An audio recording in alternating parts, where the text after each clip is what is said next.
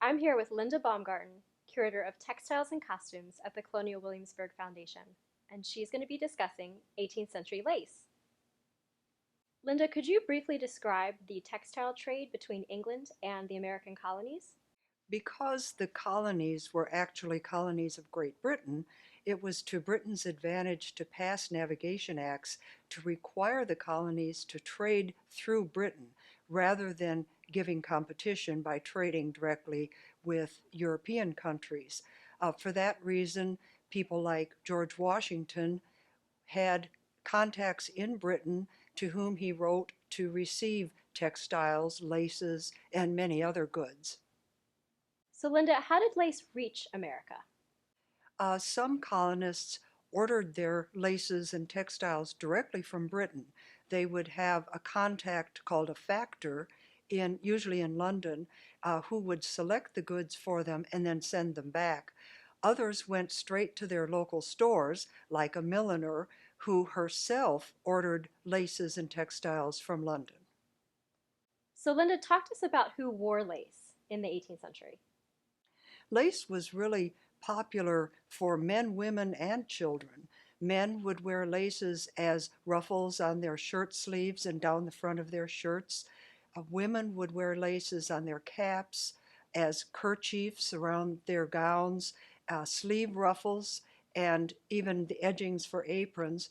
And even babies and children wore laces as trimmings on their caps. So it was really quite popular as a special trimming. Linda, talk to us about how lace had communicative power. Laces really helped people communicate about their status because laces were so expensive. Wearing lace signaled that you were of an upper level or at least a middling level, and also the care and upkeep of lace was required special hand washing, so that someone who was in a working class situation couldn't really entertain having much lace in their wardrobes. We know that George Washington ordered lace, and there's one particular primary source where he mentions ordering lace for his step granddaughter, Patsy. Could you tell us about that?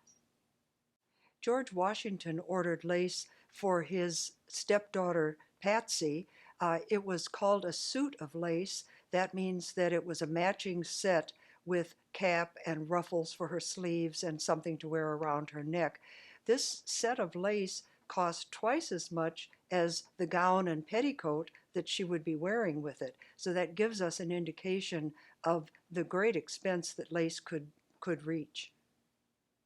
Linda, I understand that there are some fine examples of 18th century lace in the Colonial Williamsburg Foundation collection. Could you tell us about those? Colonial Williamsburg has some wonderful examples of lace in our collection.